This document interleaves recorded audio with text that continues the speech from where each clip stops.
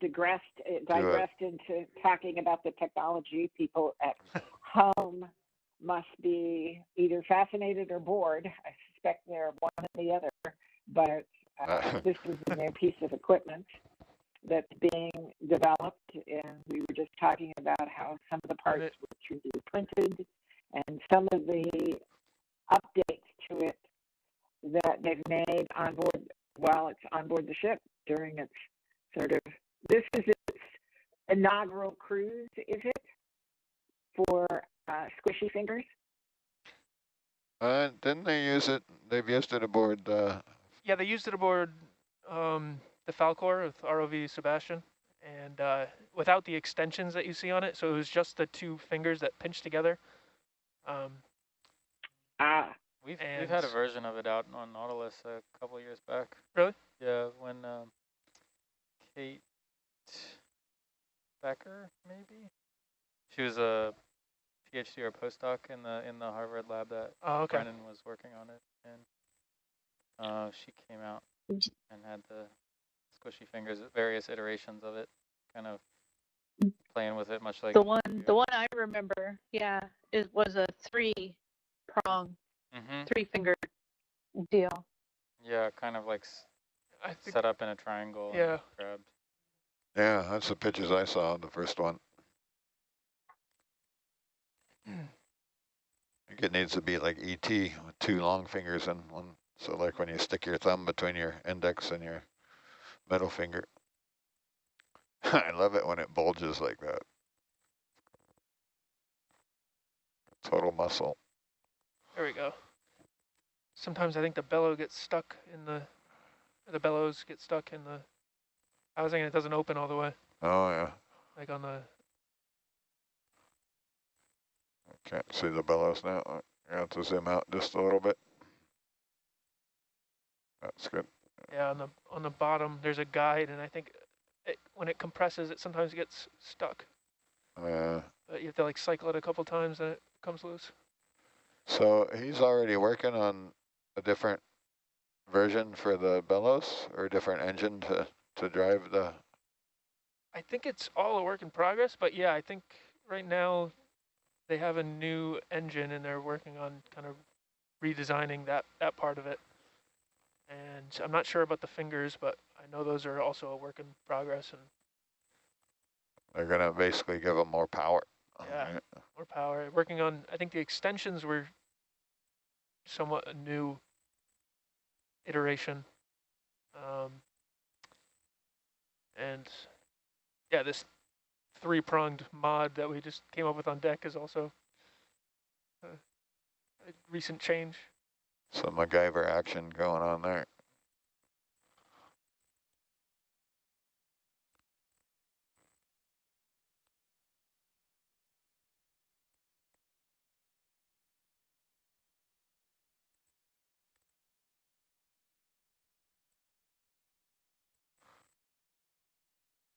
It'll be interesting to see how they behave differently at 3,800. 3,800.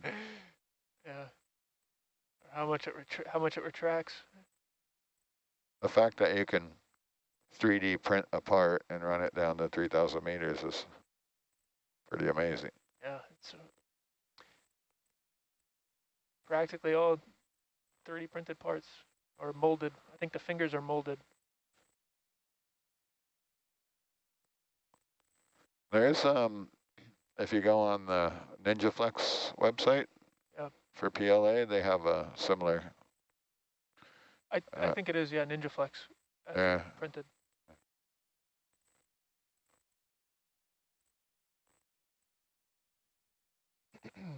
So was that material then developed at Harvard to? I couldn't answer that. I'd have to read more into it.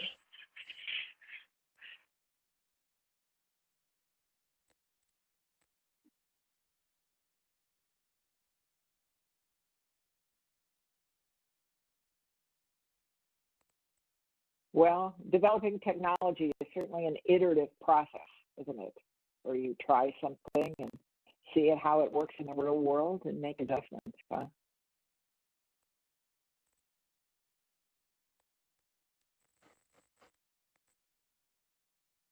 Yeah, I think next year we're going to have a little ROV that sits on the porch and flies out.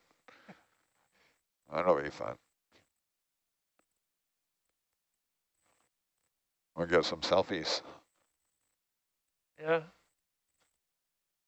Inspection at, you can do pre-dives or power downs at 3,800 meters. Selfie bot. So will that have a video camera or a still camera on it? I think it'll have a video camera and fly-by-a-fiber. I don't, there was some details floating around once, and I meant to look all that stuff up, and I haven't yet.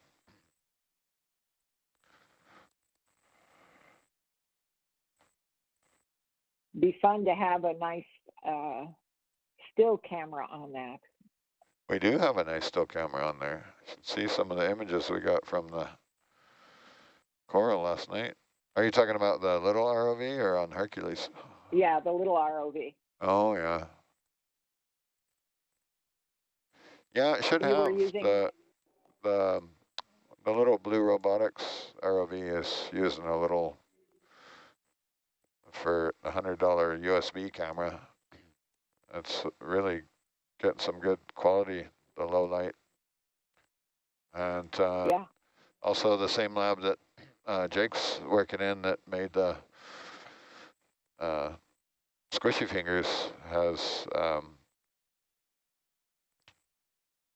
he's got what, 2 or 3 different versions of cameras now? Yeah, the Raspberry Pi cameras potted in epoxy. They're it's a little low cost and pressure tolerant up to 3,000, 4,000 meters. At least that's what it's been tested to. There's maybe $50 worth of parts in one. Yeah, and they're very small. And they're getting form factor compact. 8 megapixel. 8 megapixel on the Raspberry Pi camera, and working on incorporating some different cameras in there to bump that up a little bit too. Yeah, the new one coming out, it's like, what is it, at 12 or 23? It's the new Pi camera. Somewhere in the teens, I think. I can't remember the exact number. Be great if you could get stereo stills in, if they're small enough. And you could get. Now that you mention it. Stereo, you said? Yeah, let's tell her about the stereo Pi that we have downstairs. We have a little hat board that goes on top of a Raspberry Pi that enables it to take 2 camera inputs, so you can take hardware synchronized stereo captures for kind of super cheap. And we're working on a project to pot that similarly to the other cameras that we've done in Brennan's lab and Brennan Phillips, and eventually put it on a vehicle, either ROV Hercules, or I think there's a plan in the spring to go on ROV Sebastian and do maybe some live VR with some Raspberry Pi stereo cameras at depth. When you say VR, tell people what you're thinking about. What was that? Sorry, I missed that. VR. When you say VR, yeah, you're talking about virtual reality? Is that what you're saying? Yes. So with the stereo cameras, you can stream to a headset, and you get that depth perception that can be translated into virtual reality in a way. And they will also it's got all the hooks in there to stream to YouTube live, so you can stream a stereo video onto YouTube. There's a lot of nifty things you can do with it, and very programmable. I could be sitting at home with my VR goggles on and seeing this in 3D. Yes, exactly. That's, I think, the goal, to stream that sort of content to audiences. It also has you can make people seasick remotely. Definitely. It also has a 3D mapping functionality and built in as well, so we can do take pictures and then create 3D models.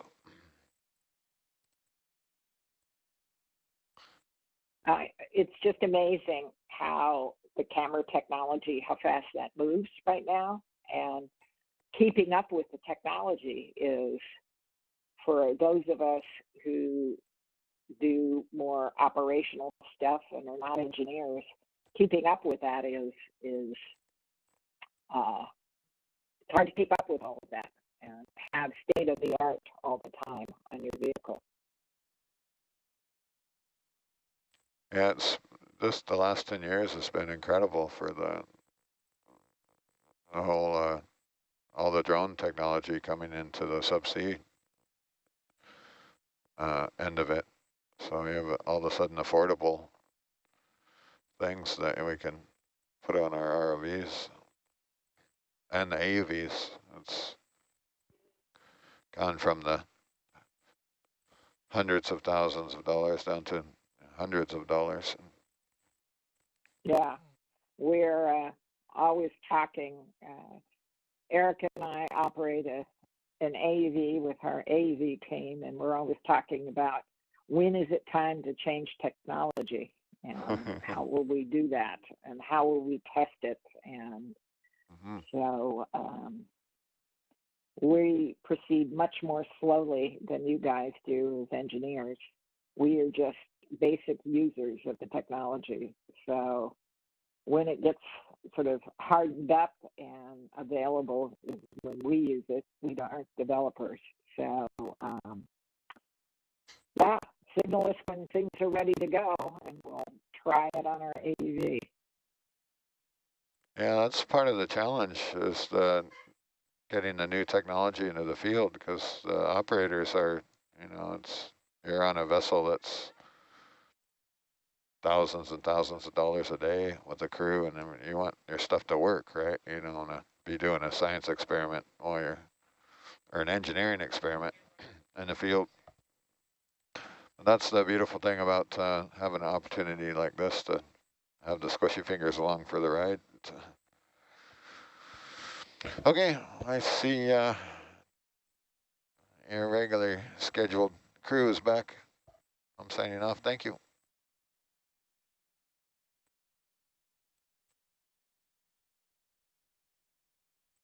Great. Were they on dinner break?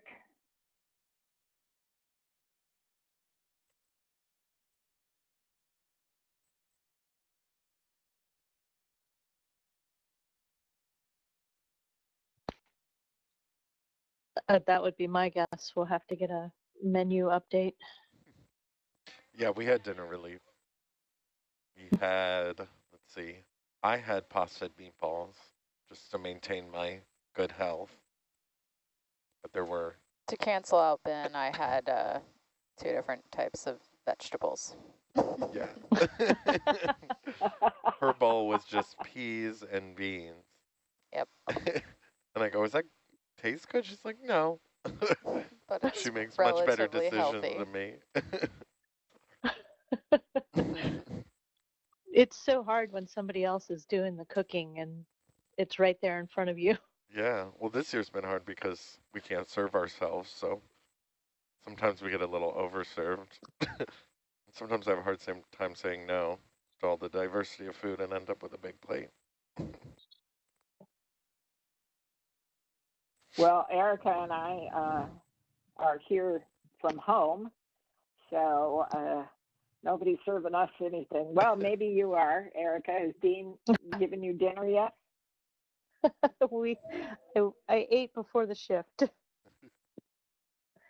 I had calls all the way up until I signed on here, so all I've had all day is coffee. Oh. Yeah. Yeah, and actually I'm about ready to put you guys on mute for a few minutes while I go get another cup of coffee and maybe find something quick to eat for dinner while I'm sitting here. So I'm going to put you on mute for a second. Roger. Grab a bagel or something. and beans. No, I respect her decisions. Coffee, nothing but coffee all day. That's how you get stuff done. The other day I had a banana. Rapidly. And I go, Marley, this is healthy. She goes, bananas are full of sugar. It's like, can't win. For your information, I eat a banana every day. Okay, good. Jake, he was way behind. I should bring it down.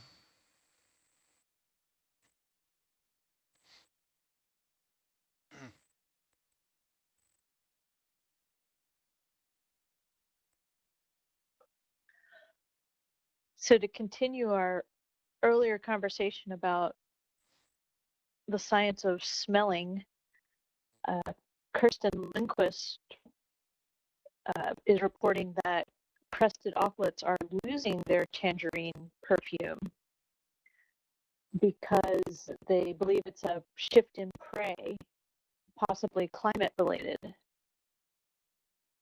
And she's also saying, go ahead. Sorry, you said a shift in prey? A prey shift, yeah. Yeah. So they're eating something different and they're losing their tangerine smell. And she's also saying that fulmars and all tube noses smell like mothballs.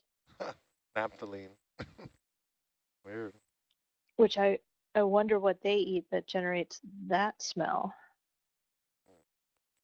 I thought some of it must be like chemical cues that, you know, some secondary metabolite that's useful for some mating or, I don't know.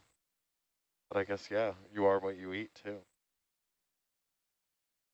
Yes, Ben, you are what you eat. She's been trying to tell you that for weeks. She's been, we've been working our way up from stretching to some real, I don't know, modern, ridiculous names like mountain climbers, 6 minutes. Yeah, we did some circuit workouts. Circuit workout, there we go. And Ben was complaining about how hard jumping jacks were. So I recommended maybe he should eat a little less meat. Anyways. Well, he hasn't done them since elementary school. Exactly. It's just funny, you know, I play sports when I'm home. I swim and play tennis, but the direct exercise is much harder for me.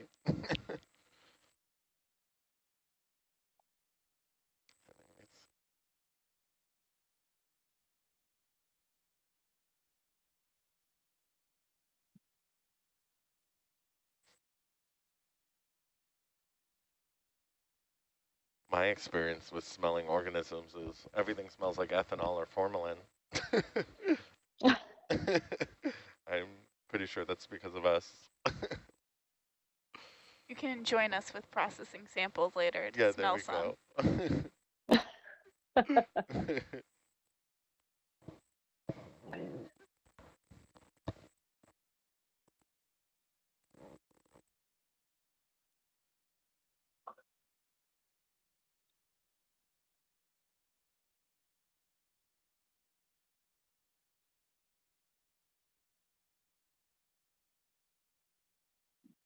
Well, I'm back with my coffee now.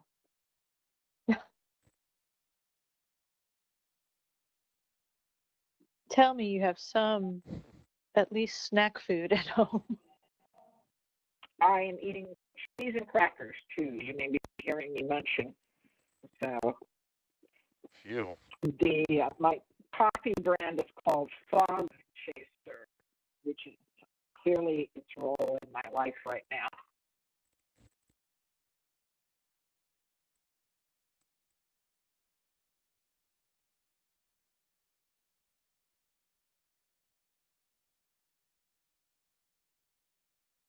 So we're headed to, 3,000 meters is our goal here?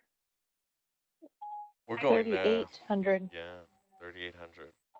This will be deep. I think we'll summit around 2,900 or so, maybe even 2,600.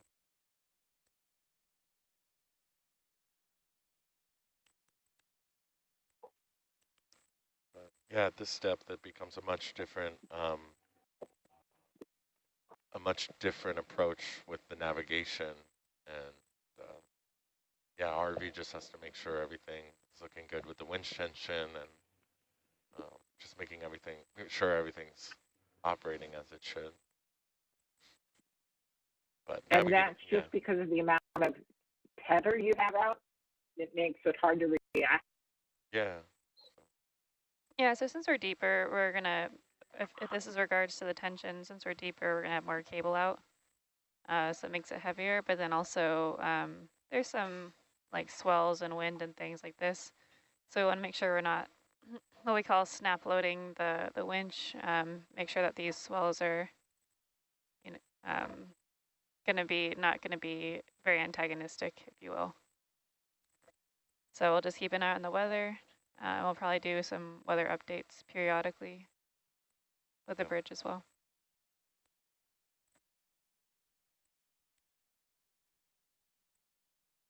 Yeah, if you send out enough cable, we'll just snap on it under its own weight, right? Snap load or? No, like the overlying weight of the cable itself. I mean, I know ours is rated for this depth, but if you pay out enough cable, the weight of the cable itself over it will break it, right? Yeah, if it's not spec'd properly and correctly, and if you're going to, if you're paying out so much that you're, yeah, if it's not to the right specs, right, then it would, but. Not for our cable, which is rated for this. Yeah, yeah, and in general, like if you overtension a shoelace with many dumbbells, I don't know the right analogy is here, fishing line or something like this. But theoretically, once you reach that tensile strength, you will break it. But in our case here, that's why we spec it out beforehand and make sure that, you know, we're doing the appropriate things, appropriate depths, etc. Yeah, the concept that that the cable weight itself is enough at some point is interesting to me. Yeah, it is an interesting concept.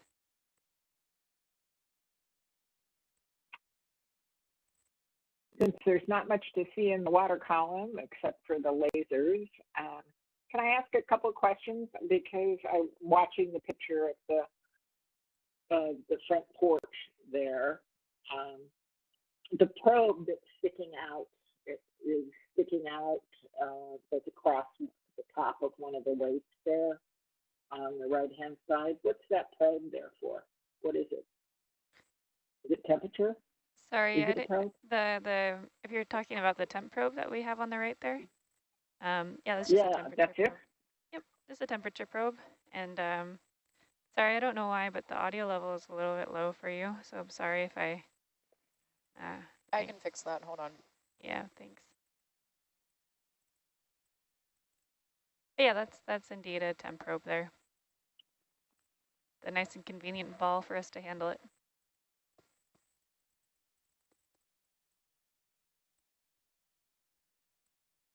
Oh, so you can move that probe around and get it right close to the bottom. Is that the idea? Yeah, we usually kind of outfit everything that you can see on the porch here, things that we usually manipulate with balls or hockey pucks, things like this. These are easiest for us to grab with the manipulator, and then it doesn't damage or compromise in some way, potentially compromise rather, the temperature probe. If you were to grab it by the connector or something like this, it could be bad.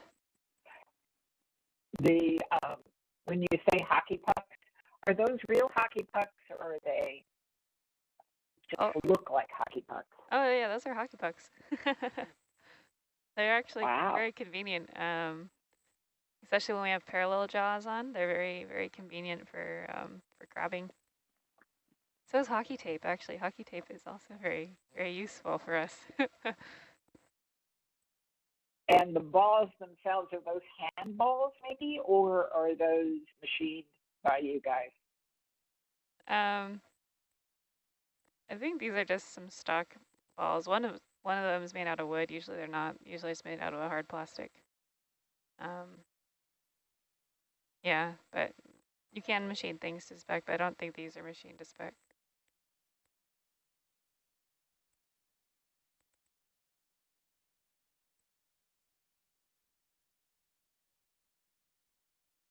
Again, if you can use something that's off the shelf rather than doing machine to order kind of thing, just lowers the cost, doesn't it?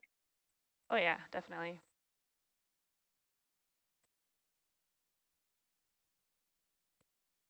Oh, crossballs. That's a new one. Yeah.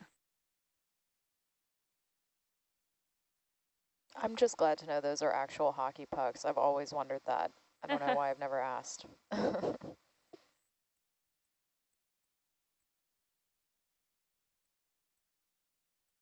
Yeah, it's kind of curious the things you can make into a useful ROV tool. Like one of my favorite things is a toilet brush that we use to clean camera lenses subsea, especially during ONC dives. We'll service some of the camera lenses on the seafloor on these kind of more permanent installations. And we use a toilet brush, and that works really well actually at cleaning the lenses in a delicate manner. Well, the toilet brush of science, I think, was at one point in time our endearing term towards it. Yeah, I don't think, a friend of mine says oceanography could not be done without duct tape. And so it's amazing how much duct tape figures into a lot of things we do, but I don't see a lot of duct tape on this vehicle. A lot of electrical tape. Electrical tape, yeah, definitely, for us. I would say that we use electrical tape and hose clamps are our biggest assets on the AUV. Yes, we couldn't go to sea without them. Erica is the person who keeps all of our stock organized and our spare parts organized, and so she knows every detail of where everything is in the dozens of cases of spare parts and stuff that we bring with us. Some of it is maybe overkill, Erica would say, but we have pallet loads of things so that if there's an emergency, we can make things. Cable ties also feature largely in our spares. And I see you're using them very efficiently, not only with sticky fingers, but I see some there.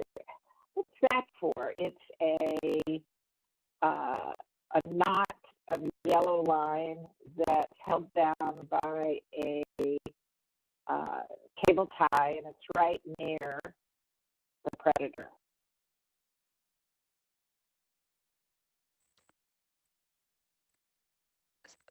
You know what that is? Sorry, I didn't catch that. There's a yellow line that is tied into a knot that is right next to the predator, and it's held down by a cable tie. What's that for?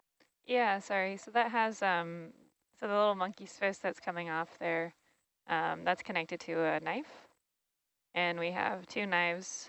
One's also connected to the little monkey's fist with a little red tape around it.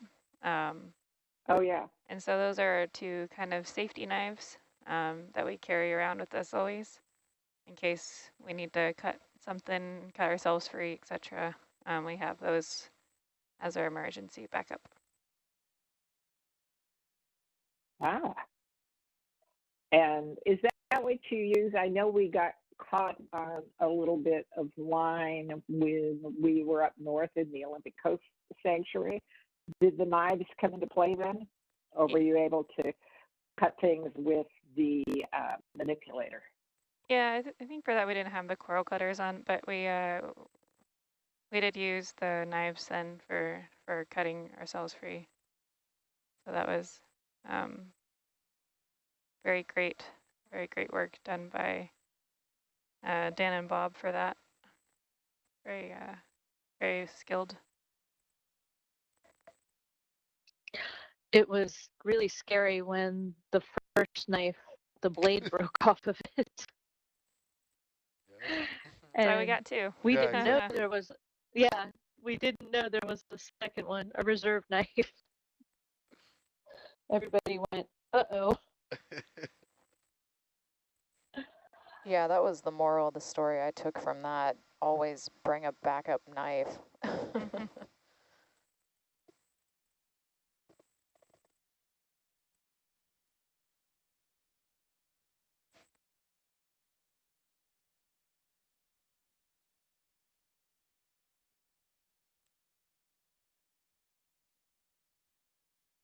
See if I can find other things I've always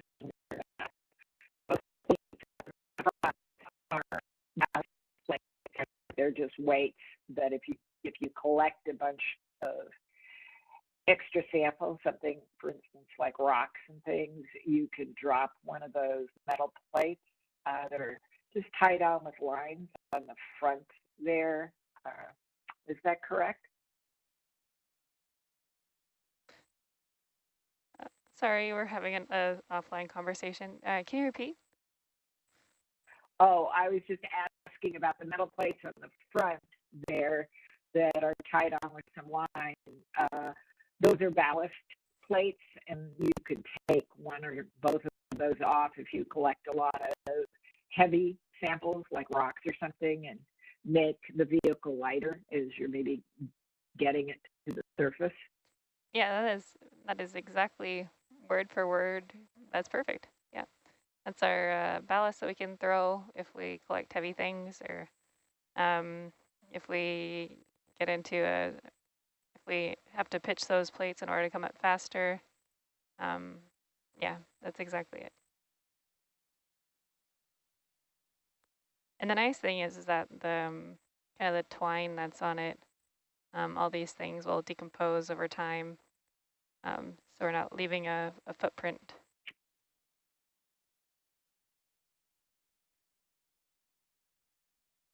So it's not like you're cheaping out on the twine. You're using just whatever old ratty twine you have around, but you're using something that degrades if you have to leave it. Right, that's correct.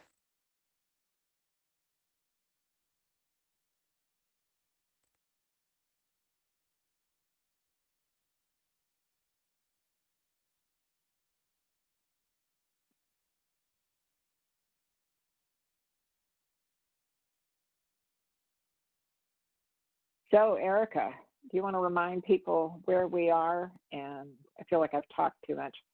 Where we are and why we're diving here? We are diving off the coast of Southern California. The area we're near is called Santa Lucia Bank, but we are diving on the Santa Lucia escarpment tonight, hopefully down to a depth of 3,800 meters. And tonight's dive is, first priority is to do some exploring at a depth we haven't been to before.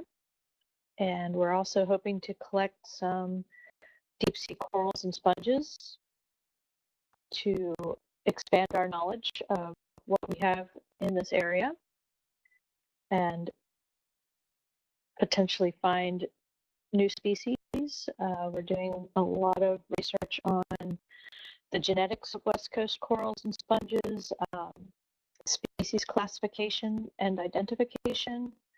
So any samples we can take, we have experts standing by to work those up and tell us what we've found. Some of the other things on our list for this dive are to run some quantitative transects at a steady speed and over a known distance and try to get some counts of what we see within that area. We are also hoping to, if we find some soft sediments, we possibly can take some push core sediments sediment samples. We have a scoop on board the ROV to take samples of any shell hash areas, so either snails or clams, indicative usually of a seep type area. So we have a method to sample that. We have a request for kelp fall, any kelp that has made it down this deep in the water column. We have somebody looking at the kelp falls for microplastics. And we'll also be taking some water samples throughout the dive for eDNA, particulate organic matter, and lots of other things.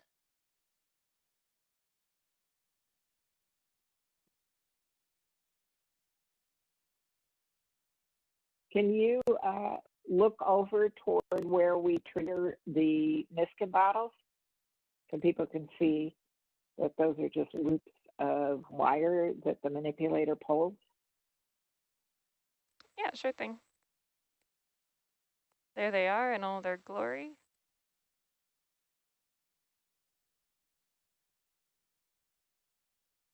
And there's the electrical tape.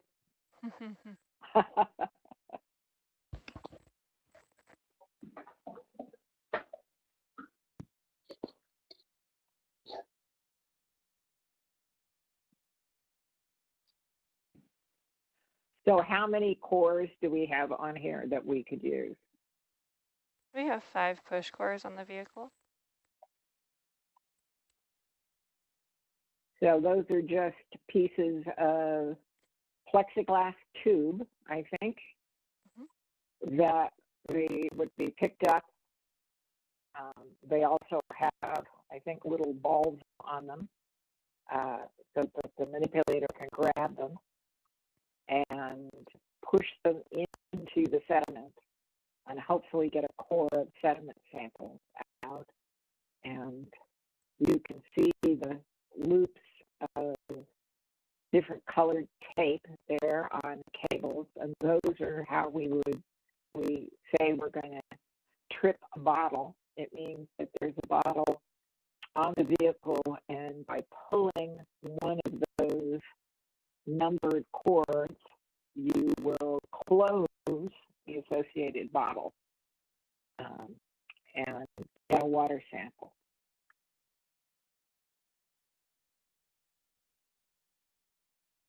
Sorry, I'm doing so much of a tour of the vehicle here, but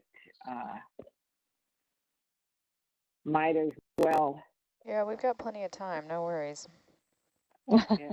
This is great for everyone at home that can get a little bit familiar with the ROV. So that's great. And I see there by the blue loop there, loop number 3, looks like there's a zinc on there to keep any corrosion from happening. Is that correct? Is that what I'm seeing? Is a little zinc there? Yep, that is correct. Those are our zinc anodes. They're sacrificial anodes so that we don't get corrosion on the metal frame, things like this on our instruments.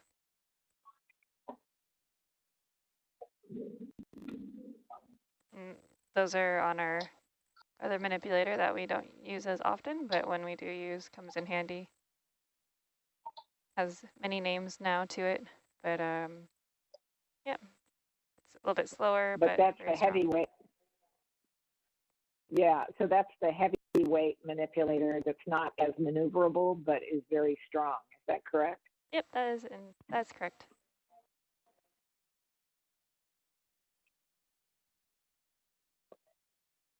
Can you run both manipulators at the same time? Yes, you can.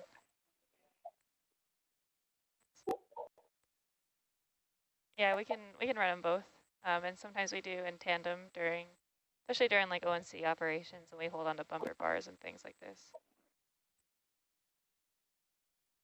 So how do you learn how to use these manipulators? Do you go into a pool and try to learn the basics of how to use a manipulator, or do you just learn by doing, or how do you do that? For here at least, we learn on the job. We learn while doing. Yeah, so that's probably the simplest answer. There probably are, I'm not sure, Kim, if you know, if there's like ROV schools and things now. But at least for myself, I learned out here how to use the manipulators and fly and things like this. I'm not sure. Kim, do you know any others?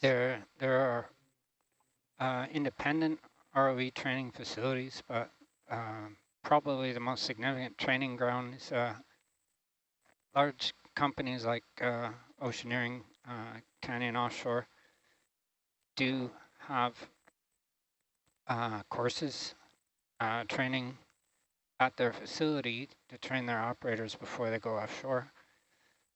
The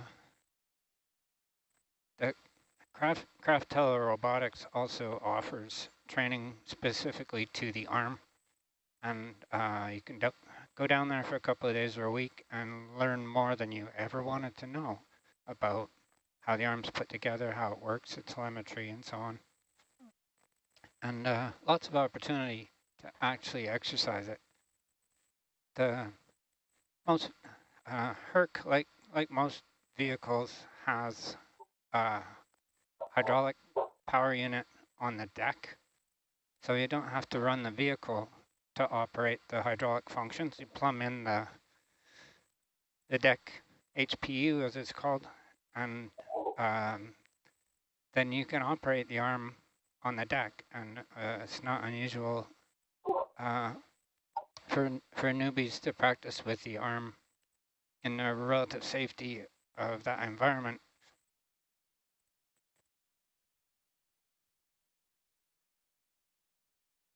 Yeah, I've seen you guys do some pretty delicate operations with these arms. I am amazed how good you guys are at this,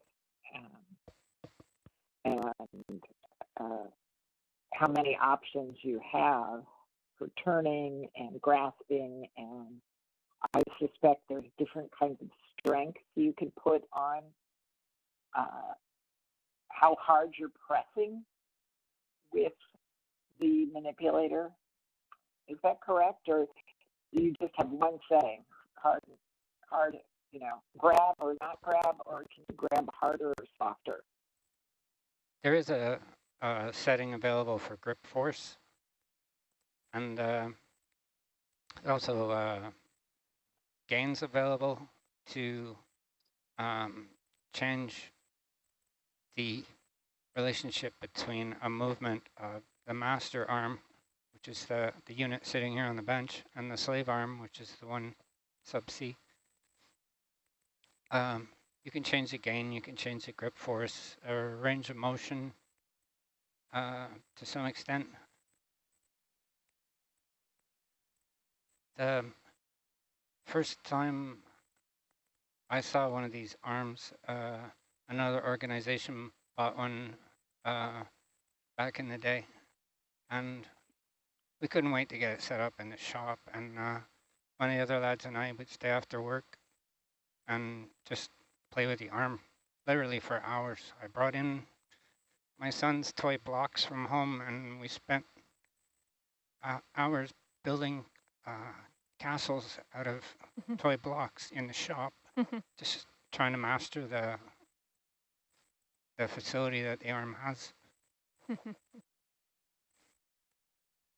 Wow, that's great.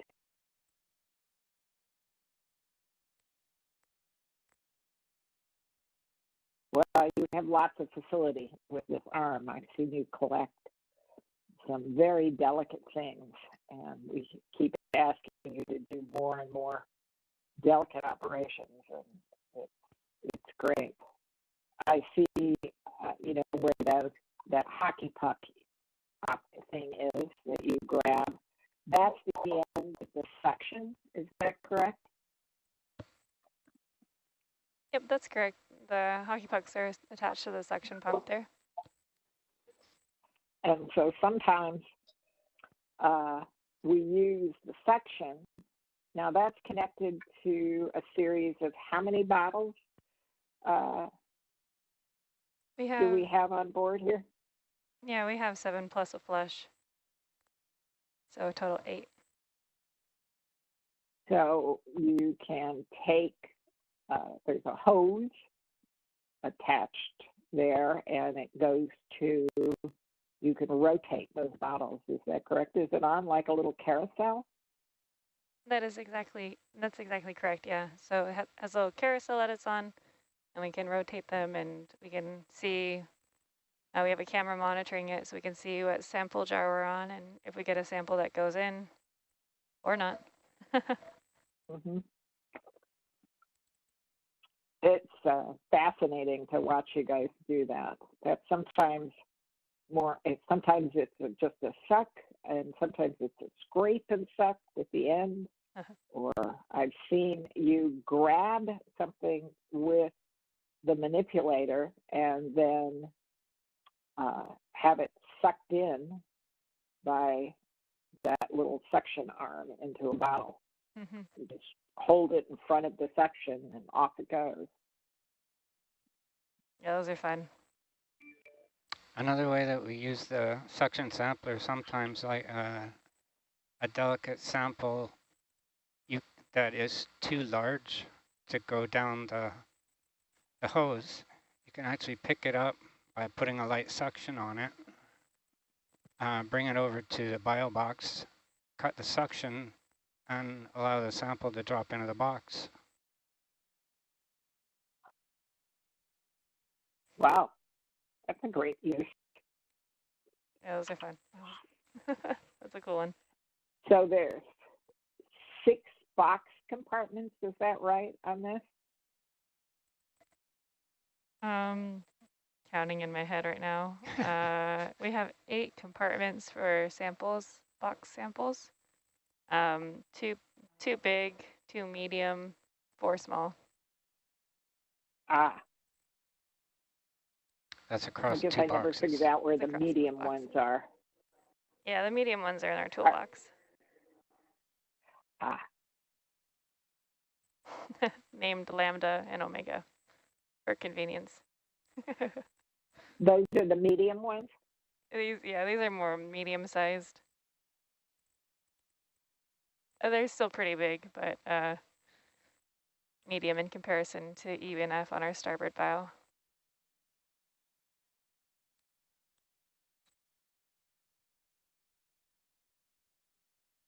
Yeah, I thought Lambda and Omega were your bigger boxes, but there's one bigger than that, huh? Yeah. We can also take out these dividers in here and make them into larger boxes.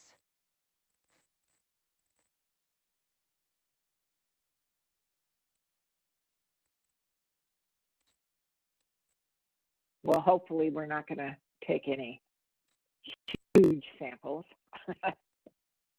Most of the samples, the biggest samples we take usually fit in the medium-sized boxes. We try to keep the samples separate so we know what was collected where, but in particular with the sponges, when we take a sponge sample, they have to be in their own box because one of the identifiers of sponges are little glass spicules in the sponge. And sometimes the only way to tell one species from another is to look at the spicules. But if you get 2 sponges, and those spicules that are classified as sponge can be relatively rare, so you have to keep the sponges separate so you don't contaminate one sponge with the spicules from another sponge and make it very hard to identify the sponge from their spicules. The spicules can have all sorts of different shapes, and those are sometimes species specific.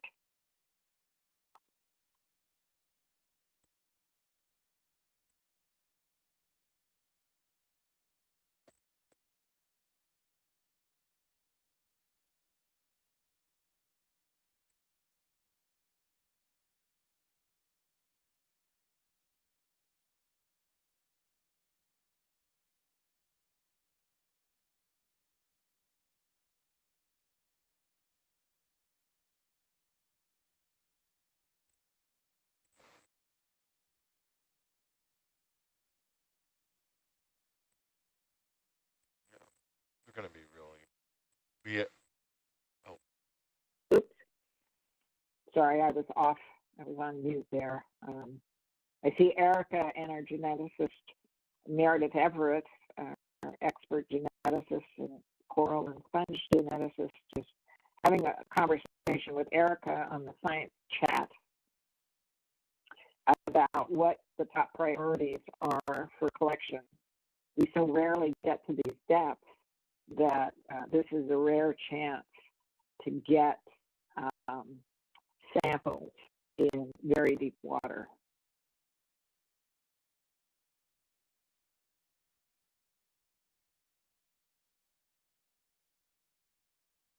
And Meredith has been working on a lot of these dives today, and she may have to actually sleep at some time. So Erica's just making sure we know exactly what needs to be collected in case Meredith isn't on the science chat and has to take a little nap before she has to be back on watch. Because she is, I think, on watch again later today. So how long is this dive planned for, Erica? Lisa was saying up to 24 hours. I thought. So, oops, I'm going to sneeze, putting you on.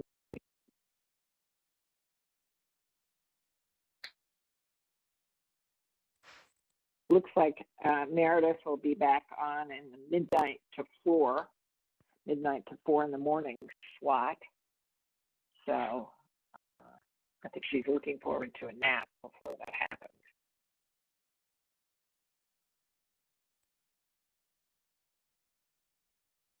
What's interesting about being at sea versus doing this virtually at home, when you're at sea, your schedule is really focused around the at-sea operation. When you're doing this at home, day-to-day life and the rest of your work life can intrude quite a bit. So I know that Meredith was working in the lab this morning at the same time as she was watching dives. And as you heard me, I went to get myself some dinner. So it's an interesting experience trying to schedule the virtual sea watches into the plethora of calls we have now in this COVID environment that are happening during our work days as well.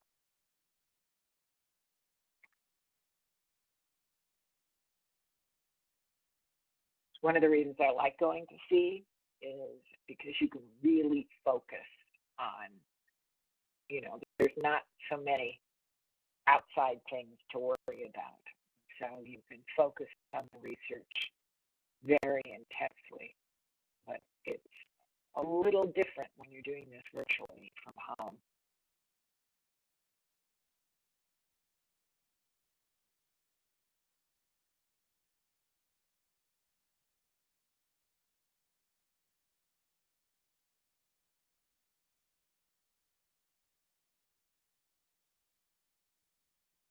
I was curious, I know you had to do some repairs on the vehicle earlier on this cruise. You had a little bit of a leak. Where did the leak, was it one of the true hull connectors that leaked? Is that what happened? And could you diagnose that? I'm always interested because having a little bit of a leak can be a problem even on our AUV. So I'm always interested in what leaked and that sort of thing. Is that something you know yet?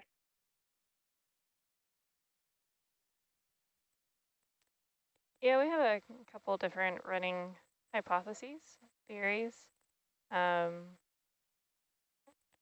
one of which could be an O-ring, and another which could have been a service cable, but I think it's hard to also diagnose other things that could have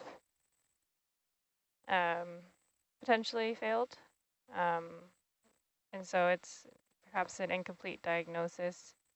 So difficult to pinpoint what was the overall culprit. That makes sense?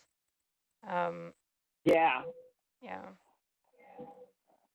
That is what we find too.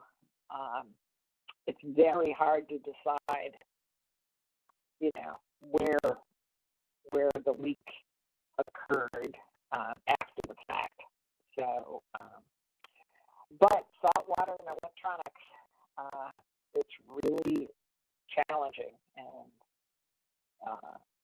we spend a lot of time checking and double checking all of this stuff, but sometimes things just give way on here.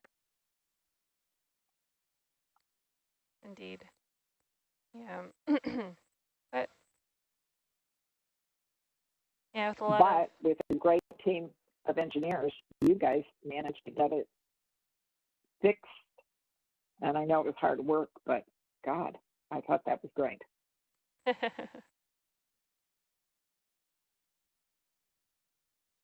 that was good. That was very, very good teamwork.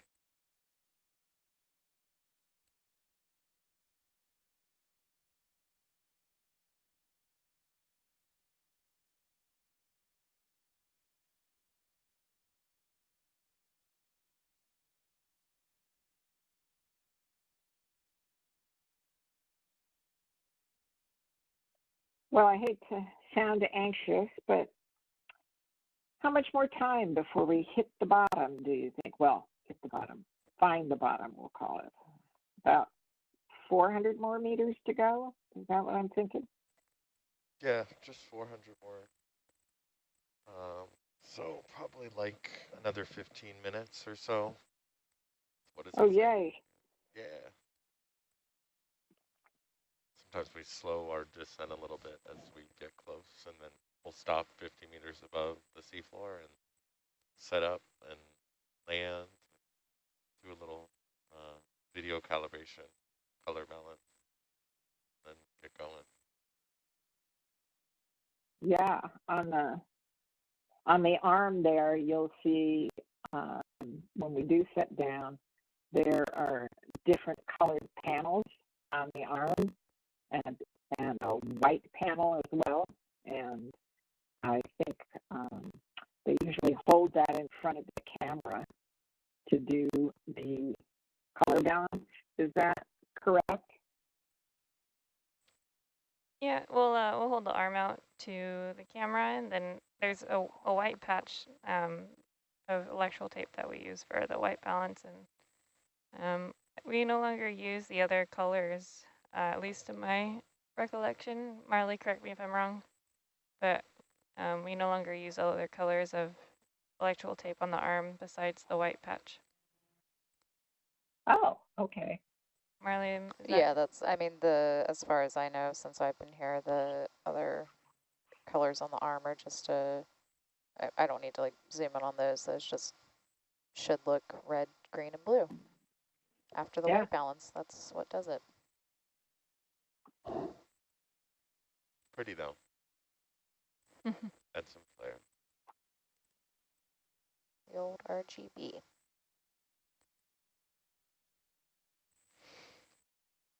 So those of you who are watching from home. Oh, is it the artifact of earlier cameras? Oh, I'm sorry. No, we're just looking at sonar. It's at bottom. Oh. Carry on, sorry.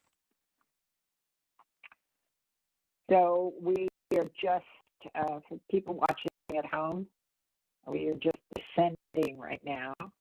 We're almost to the bottom where we want to be. This is a pretty deep dive. We're off California